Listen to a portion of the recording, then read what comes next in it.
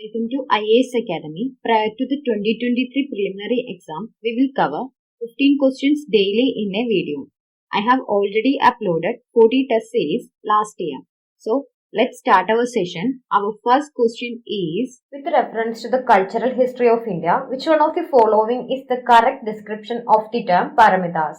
Options are the earliest Dharmashastra text written in aphoristic style, philosophical schools that did not accept the authority of Vedas, perfections whose attainment led to the Bodhisattva path, powerful merchant goods of early medieval South India. Here, answer to this question is option C, perfections whose attainment led to the Bodhisattva path. Paramita or Parame is a Buddhist term often translated as perfection. Paramitas, the six perfections represent patience, diligence, morality, charity, contemplation, and wisdom. Paramitas are described in Buddhist commentaries as noble character qualities generally associated with enlightened beings, that is Bodhisattva. So her answer to this question is option C. Question number 2. With reference to the scholars of ancient India, consider the following statements. Statements are Panini is associated with Pushyamitra, that is incorrect. Amrasimha is associated with Harshavardhana, that is incorrect. Kalidasa is associated with Chandragupta too, that is correct. Which of the statement given above is or are correct? The answer to this question is option C. Statement 3 only is correct. The Gupta period was known as the golden era of India in cultural development. During Chandragupta's II reign, the Gupta dynasty reached its peaks. His court at Ujjain was adorned by 9 famous scholars known as the Navaratnas, that is 9 gems. The Navaratnas were Kalidasa, Amarasimha, Varahamihira, Dhanvantari, Gadkarpal, Shanku, Shapanaka, Vararuji and Vedhala Bhatta. Kalidasa was a classical Sanskrit writer, extensively considered as the greatest poet and dramatist of Gupta period. Amarasimha was a Sanskrit grammarian and poet. Hence, statement 3 is correct and 2 is incorrect. Panini was an expert in language and grammar and authored the book Ashtadhyayi. This ancient grammarian used a language to decode information. So, he was the first informatician in the world 24 centuries before computers came into existence. Hence, statement 1 is not correct because Pushyamitra and Panini were lived in different periods. So, her answer to this question is option C. Statement 3 only is correct. Question number 3. Which of the following statements are correct regarding the general difference between plant and animal cells? Plant cells have cellulose cell walls whilst animal cells do not. That is correct. Plant cells do not have plasma membrane unlike animal cells which do. That is incorrect. Mature plant cells have one large vacuole whilst an animal cells has many small vacuoles. That is correct. Select the correct answer using the codes given below. Here answer to this question is option C. Statement 1 and 3 are correct and 2 is incorrect. Plant and animal cells are different as the former possess cell walls, chloroplast, plastids, which are absent in animal cells. Plant cells have few large or a single centrally positioned vacuole, but animal cells usually have small and numerous vacuoles. Hence, statement 1 and 3 are correct. Both plant and animal cells have plasma membrane. Hence, statement 2 is not correct. So, her answer to this question is option C. Statement 1 and 3 are correct. Question number 4. In the context of recent advances of human reproductive technology, pronuclear transfer is used for. Options are fertilization of egg in vitro by the donor sperm, genetic modification of sperm producing cells, development of stem cells into functional embryos, prevention of mitochondrial disease in offspring. Here, answer to this question is option D. Prevention of mitochondrial disease in offspring. Pronuclear transfer in human embryos can prevent transmission of mitochondrial DNA disease. The procedure was developed to help existing in vitro fertilization treatments in which mothers have mitochondrial diseases. Mutations in maternal DNA are a cause of mitochondrial disease, a heterogeneous group of disease that can lead to premature death, sometimes in infancy or childhood. Most mitochondrial diseases lack specific treatments, and women who carry the causative mutations are at high risk of transmitting the disease to their offspring. So, pronuclear transfer helps to prevent mitochondrial diseases in offspring. So, her answer to this question is option D. Question number 5. With reference to visible light communication technology, which of the following statements are correct? Statements are VLC uses electromagnetic spectrum wavelength 375 to 780 nanometer. That is correct. VLC known as long range optical wireless communication. That is incorrect. It is short range. VLC can transmit large amount of data faster than Bluetooth. That is correct. VLC has no electromagnetic interference. That is also correct. Select the correct answer using the codes given below. Here answer to this question is option C. Statement 1, 3 and 4 are correct and 2 is incorrect. VLC systems employ visible light for communication that occupy the electromagnetic spectrum from 375 nanometer to 780 nanometer. Hence statement 1 is correct. VLC is known as short-range optical wireless communication. Hence statement 2 is not correct. VLC is a wireless method that enables high-speed transmission of data with visible light. Li-Fi is a VLC system transmitting wireless internet communications at very high speed. Li-Fi can be up to 100 times faster than Wi-Fi. So VLC can transmit large amount of data faster than Bluetooth. Hence statement 3 is correct. VLC has no electromagnetic interference.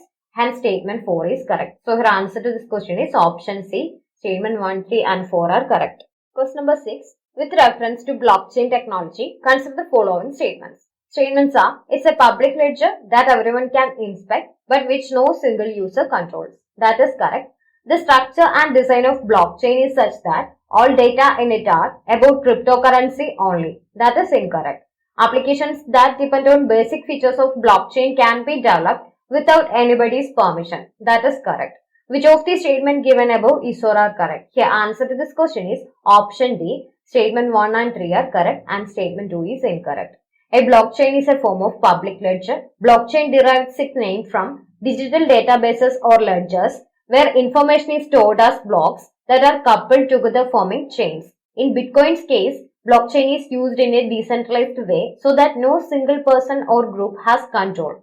Rather, all users collectively retain control. Hence, statement 1 is correct. Different types of information can be stored in a blockchain, but the most common use is a ledger for transactions. Blockchain technology can be used in property exchanges, bank transactions, healthcare, smart contracts, supply chain, and even in voting for a candidate. Hence, statement 2 is incorrect. It can have various uses and applications based on the basic features of the technology can be developed without anybody's permission. Hence, statement 3 is correct. So, your answer to this question is option D. Statement 1 and 3 are correct and statement 2 is incorrect. Question number 7. Which of the following are the reasons or factors for exposure to benzene pollution? Options are automobile exhaust, tobacco smoke, wood burning, using varnished wooden furniture, using products made of polyurethane. Select the correct answer using the codes given below. Here, answer to this question is option A. Option 1, 2 and 3 are correct. Benzene is a colorless, flammable liquid with sweet odor. It evaporates quickly when exposed to air. It's a natural component of crude oil, which is the main source of benzene produced today. Benzene is formed from natural processes such as volcanoes and forest fires, but most of the exposure to benzene results from human activities. The main source of benzene pollution in the environment include automobile exhaust, industrial sources, tobacco smoke, wood burning and fuel evaporation from gasoline filling stations. Hence statement 1, 2 and 3 are correct. Some industries use benzenes to make other chemicals that are used to make plastics, furniture, etc. They are not the direct sources of benzene pollution. Hence 4 and 5 are not correct. So her answer to this question is option A. 1, 2 and 3 are correct. Question number 8. In the context of India, which of the following is or are considered to be practices of eco-friendly agriculture? Options are crop diversification, legume intensification, tensiometer use and vertical farming. Select the correct answer using the codes given below. Here answer to this question is option A. 1, 2 and 3 are correct. That is, crop diversification, legume intensification and tensiometer use are eco-friendly practices of agriculture. Crop diversification refers to the addition of new crops or cropping systems to agricultural production on a particular farm, taking into account the different returns from value-added crops with complementary marketing opportunities. Here, crop diversification is eco-friendly. Hence, 1 is correct. Most of the legumes have symbiotic nitrogen-fixing bacteria in their root nodules. For that reason, they play a key role in crop rotation. Grain legumes play a key role in smallholder farming because of their nitrogen fixation capacity. Such legumes can also have a positive influence on soil fertility. Here, legume intensification is eco-friendly. Hence, 2 is correct. A tensiometer is a tool for monitoring soil moisture conditions in agriculture. Tensiometers can be easily read by irrigators in the field and operate without electricity. Here, tensiometer use is eco-friendly. Hence, 3 is correct. Vertical farming is performed in a controlled indoor environment. While this comes with many advantages, it also hinders the entry or advent of insects. That means the process of pollination is almost entirely hindered. So, vertical farming is not eco-friendly practices of agriculture. So, 4 is incorrect. So, here answer to this question is option A, 1, 2 and 3 are correct. Question number 9, consider the following pairs. Mekong, Andaman Sea, that is incorrect. Thames, Irish Sea, that is incorrect. Volga, Caspian Sea, that is correct. Zambezi, Indian Ocean, that is correct. Which of the pair given above is or are correctly matched? Here answer to this question is option C. Pair 3 and 4 are correctly matched. Mekong River originating in the Tibetan Plateau flows through China, Myanmar, Laos, Thailand, Cambodia and Vietnam and emptying into South China Sea. Hence, pair 1 is incorrectly matched. River Thames, the longest river in England, rises at Thames and flows into North Sea. Hence, pair 2 is incorrectly matched. Volga River, the longest river in Europe, situated in Russia, it flows through the central Russia to southern Russia and into the Caspian Sea. Hence, pair 3 is correctly matched. Zambezi River is the fourth longest river in Africa, the longest east-flowing river in Africa and the largest flowing into the Indian Ocean from Africa. Hence, pair 4 is correctly matched. So, her answer to this question is option C. Pair 3 and 4 are correctly matched.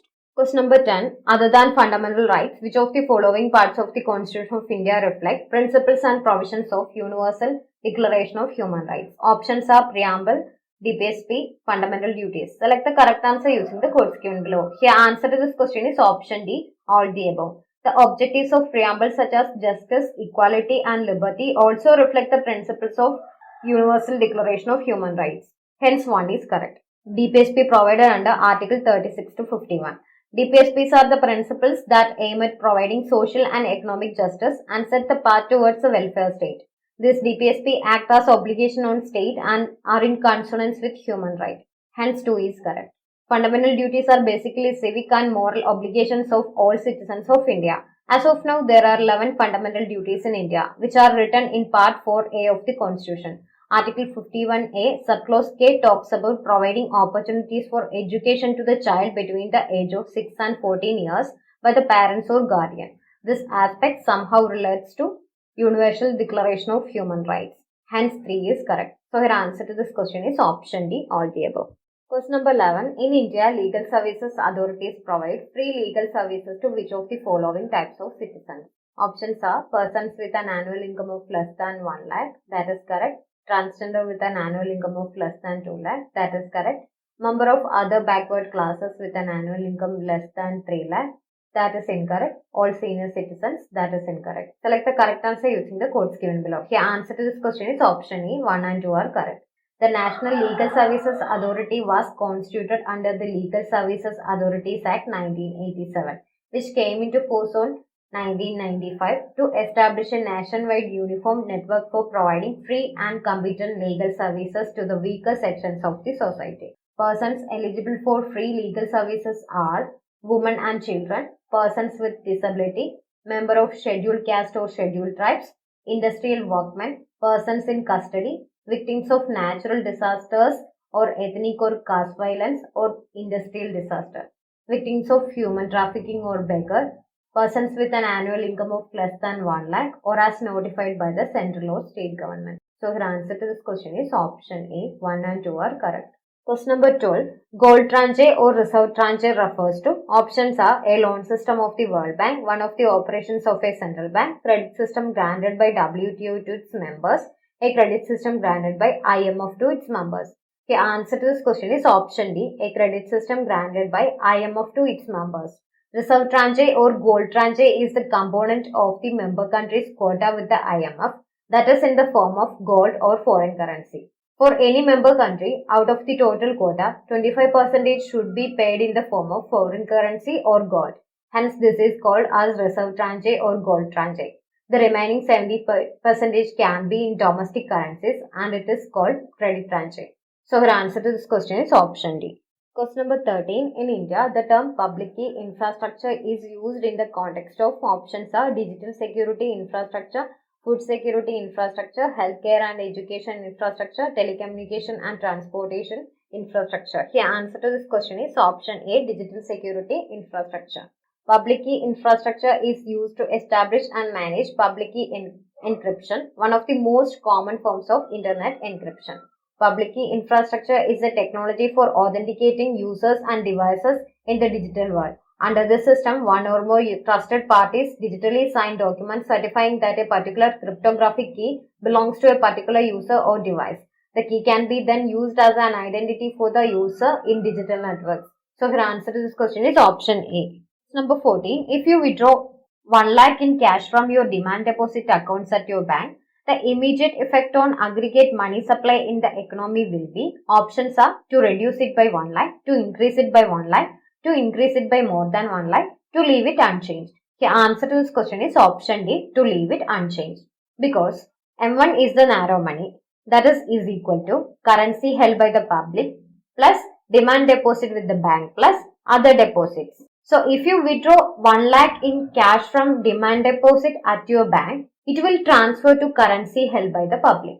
Hence no change in M1. So money supply in the economy will not change. M1 is the most liquid and easiest for transactions. Hence on withdrawal of cash from the demand deposit account, there will be no immediate effect on aggregate money supply in the economy. So your answer to this question is option D. Question number 15. If another global financial crisis happens in the near future, which of the following actions or policies are most likely to give some immunity to India? Options are no depending on short-term foreign borrowings, that is correct.